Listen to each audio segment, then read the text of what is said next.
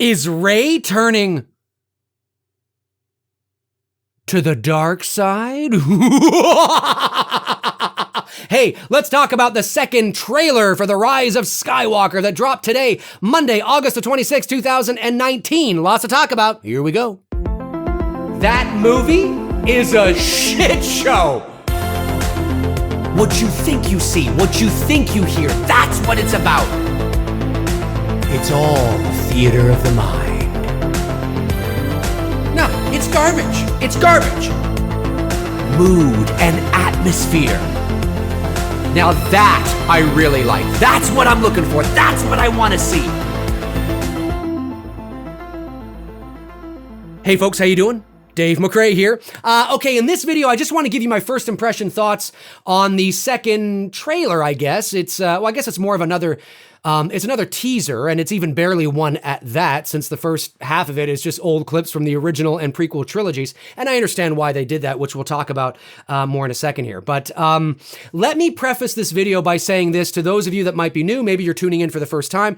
If you are somebody that loathes what Disney is doing with Star Wars, and you're one of those keyboard warriors that like to take to the interwebs and, talk about how much you loathe Disney, you fuck Disney, you piece of shit, yeah, fuck, yeah, J.J. Abrams, Jar Jar Abrams, you Disney, you ruined my childhood, you motherfucker, you Disney, you fucking Disney.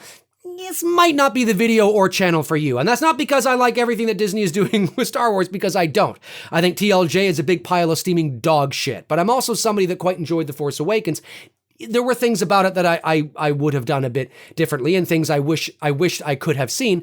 But overall, I thought it was what it needed to be to get Star Wars back on track in the pop culture consciousness, and I enjoyed it. I thought it was great.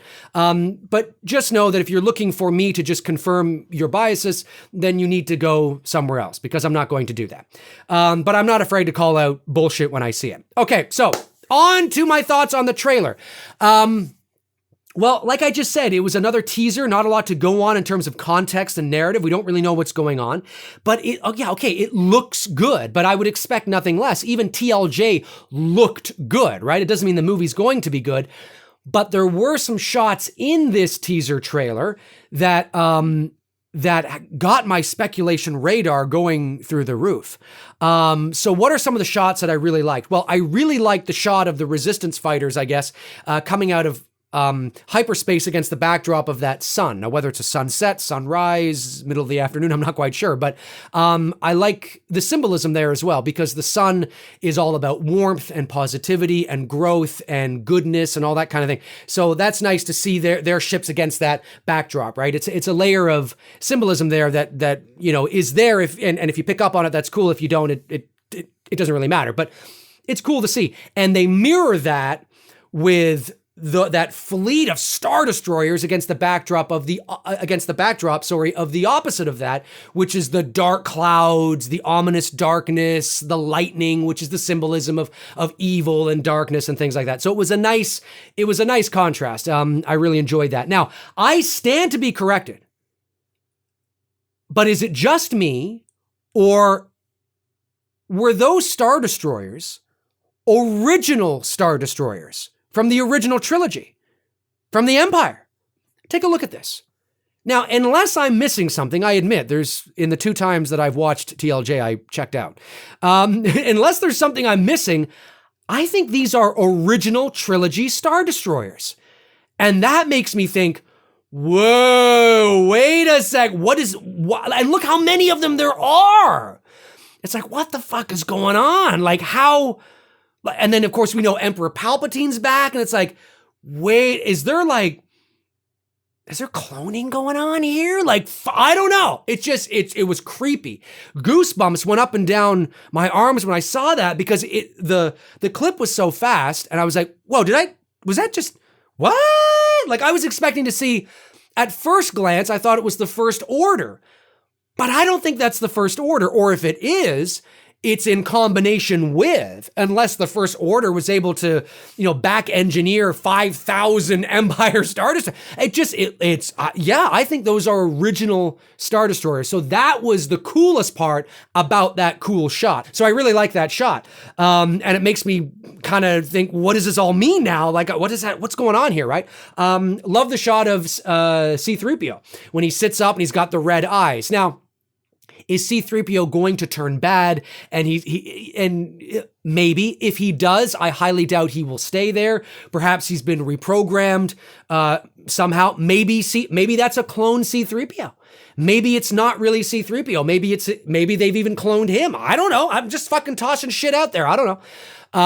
But it's nice to see that 3PO may even have his own arc, because in some ways it all began with a droid, right? It began with these droids. So it's kind of cool to see him potentially have his own little mini arc in this movie, which is kind of cool. Love the shot of the band, together, and they're on that desert planet looking over the horizon, seeing all those people down there. It makes me wonder who those people are, how they're going to, what sort of role they're going to play in this film, because again, we don't really know what's going on. It looks cool. It gets me interested in knowing what J.J. Abrams is going to do, because I quite liked what he did with The Force Awakens. I didn't like everything he did, but I liked what he did. It gets me really curious. And then, of course, we come to the shot that everybody is talking about, which is, of course, the shot of Rey at the end of the trailer with a double-sided lightsaber in a dark hooded cloak, and the blades of the lightsaber are red. I mean, it looks like she's turned to the dark side. It's like, what the fuck, right? Now, there's a couple of ways to look at this. Could it be, number one, misdirection? Yes. Is it likely misdirection if I was a betting man? I would place that bet. I would. But because it's the last movie in the saga, and J.J. Abrams, it could be misdirection, but not in the ways that you think. So here's the thing. Okay, could it be misdirection? Yes. Could it be a force vision? A force back, or whatever they call it, or whatever. Yes, absolutely 100%. It could be that Rey, it's just foreshadowing. If Rey doesn't, stick to this path, she could be like what they did with Luke and Empire, right? Yes, it could very well be that. But it also could be totally legit that she is turning dark. Now, there is the argument made where it's like, but if she is turning dark, why would you reveal that massive plot twist in the trailer? I agree with you 100%. But at the same time, maybe they know that you're not going to buy into it. So they figure, why not show this? Because nobody's going to believe it. And when they go watch the movie, they're going to be like, oh my God, they actually did do that. And so in an ironic way, it still surprises you. I don't think that is what's going on there, but it's possible. I, for one, am totally for Rey turning dark. I've wanted Rey to turn dark since The Force Awakens. I wanted her to go on full on dark, and I would be totally okay with her becoming a bad guy and dying as a bad guy. It's misdirect. We think that she's going to become our main protagonist, but actually she's not. It's like, whoa. I think if J.J. Abrams had his hands on TLJ, maybe he would have been able to go that way, because he would have had more time. He would have had a whole other movie to develop that. To do this all in one movie is going to be a bit tricky, unless it's like a 3-hour movie. But I'm supportive of that. I love that idea. And not go bad a little bit only to be redeemed. No, like full on, like she's gone. And you say, yeah, but Dave, there's no other movie after this, so she'd have to be redeemed. No, I mean, she's full on like, oh shit, she's a Palpatine. Oh shit, oh my God. I would totally support that. I don't think Disney has the balls to do it, but I would love that. I would love that. I think what it likely is it is either foreshadowing, or maybe I've heard some people talk about it being a clone. Maybe it is a clone. It's not really Rey. You're looking at the bad version of Rey, and Rey has to fight herself in some regards, philosophically and literally. That's interesting. Now, you're supposed to think it's Rey, and I guess for all intents and purposes, it is Rey because it's her clone, but it's not Rey, if you know what I mean. That could be where they're going. So they are not. Now, you could look at that and go, yeah, but that's a spoiler too. I guess in some ways it is. Yeah, I guess I don't know.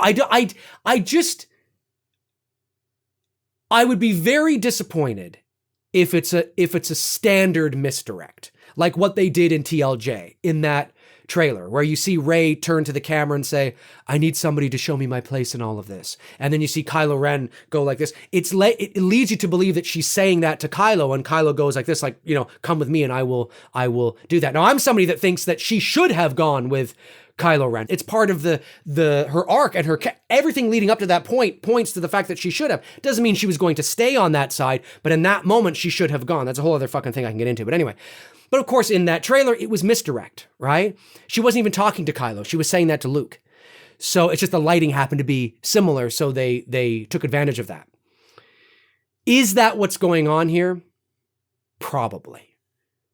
But maybe not. Maybe not. I'm really hoping it's not. And I'm really hoping that Disney has the balls.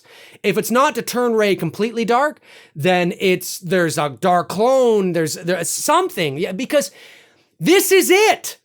This is the last Star Wars movie to end all Star Wars movies within this timeline and to end Star Wars as we know it. Even Rogue One and Solo were connections to the much bigger picture. This is it. This is it. If there was ever a movie that you needed to stick the landing, that you needed to, deliver like you've never delivered before, this is it. Now, you may not have faith in that. That's fine. But this is the movie. And I think that's why I don't get so wrapped up in the nostalgia and in the fan service, because as long as the movie is able to stand on its own, and as long as it tells its own unique story, it's its own thing, it's not a fan-serviced movie relying on it, then I'm okay with nostalgia and fan service, as long as it connects to the bigger picture, because this is it. If there ever was a movie that, say you had that great idea, like, I have this idea, well, this is it. Maybe you should do it, because you're never going to have another opportunity to do it. We're not going to be making movies about Luke and Leia and Han and, 3PO and R2 and, Vader. And this is it. So if, I'm okay with fan service and nostalgia, as long as it doesn't feel shoehorned in and it is connected to the larger picture, which is why I'm okay with seeing Darth Vader's helmet. I would expect to see his helmet. This is the end of this is it. You know what I mean? It's not the final Star Wars movie, but it is with this story. 42 years. This is it. So it's got to stand on its own, but it also has to connect to all 9 movies. You're not just ending a trilogy, you're ending a 9-movie saga. So I'm okay with that kind of thing. And I'm just really hoping that that moment that we see of Rey as potentially going dark, I want her to go dark. I want her to stay dark. And I would love it if she died dark, and that somebody else rose. Like, it's a catch-22, because I don't believe Kylo Ren can be redeemed because of what he did to Han Solo, and not because he killed my favorite character, but because it serves his arc. Like, he can't be redeemed. It's part of his arc, right? He crossed the point of no return. You can't have him come back. It's like, killing a character only to bring them back. It's like, well, come on, pull the trigger and keep it pulled, right? So it's not because I love Han Solo. It's because it serves his arc. He can't really be redeemed in some ways. Or he shouldn't be, because it just devalues the whole point of that scene. Maybe Finn rises, but I don't know what they're going to do. But it would feel cheap if Rey goes dark only to be redeemed. It's all in one movie. It just seems a little, cheap. So I'm kind of hoping, unless JJ can do, and JJ I trust, unless he's able to pull it off and it's like, whoa, shit, like, fuck. If I can leave the movie going, okay, all right, regardless of what he does or how it's done, as long as I can feel satisfied, I think I will be okay. But what I want is her to go dark. What I don't want is it to be a force vision or flashback or force back or whatever the fuck. I don't want to be that. But I would be okay if it had something to do with it being a clone and there's another Rey out there that's dark or something. And I think it also could be that Rey is embracing her inner darkness. Maybe it really is Rey and she's embracing her inner darkness, right? Going the route of the gray Jedi. She's in order to defeat darkness, she must become dark, right? She must become almost one of them to defeat them. And she taps into that darkness because that's the true balance. You can't be dark and light and expect balance. True balance lies in the middle. You just have to have control over your darkness and the light and things like that, but you have to walk that line in the middle. That's true balance. And maybe that's what's happening there. So it really is Rey. It's not a clone. And she really has turned to the dark side for all intents and purposes, but she's in control of it. And she's tapping into her darkness in order to do whatever it is that she has to do. I would be okay with that. I'd be okay with that because I'm really hoping that Skywalker in the Rise of Skywalker is another name for a new Jedi Order, a new era of Force users. I've thought that for years, and I'm hoping that that's what it is. Probably not, but I'm hoping it will be. I also love the shot of Kylo and Rey fighting on what looks like the wreckage of the Death Star. At least that's what I'm assuming because it's amongst all the water and the waves, which is kind of what we saw at the end of the first trailer. It looked like the Death Star wreckage there. So it probably is either the moon of Endor or maybe it's actually Endor. Because if you remember, we never really... We never saw Endor. We saw the moon, the forest moon of Endor, and maybe where the Death Star fell, the wreckage, maybe it was on the other side of the forest moon of Endor, where maybe there's not too many forests. I don't know, maybe there's a section where it's just this big ocean or something. Who the hell knows? But definitely a cool shot. I mean, it makes me want to know sort of more about that and how it's going to take place. What sort of sequence of events lead up to that and where that happens in the movie. It probably is part of the third act. I would imagine that looks pretty epic. Really, really cool. So, yeah, I mean, all these shots, they don't give much context, but definitely get my speculation radar going up. Now, something I did notice, which was interesting, is that when the title Star Wars, The Rise of Skywalker comes on the screen and the music sort of comes to that, boiling point and stops, then you begin to hear very subtly Rey's theme underneath. Interesting. May not mean anything, but it's interesting that it immediately follows us seeing Rey in the dark cloak with the double-sided red lightsaber. And, it may not mean anything. It's just, it's probably the best piece of original music from this new trilogy. So it might just be being used for that, or there could be foreshadowing something there as well. So that I find interesting. I love that theme. It's probably my favorite new theme from the original trilogy. For sure. So it could just be because it's really cool and they wanted to utilize that. And of course, Rey does play a big part in this story and presumably in this finale. So, I mean, but who knows? Maybe there's something more to it.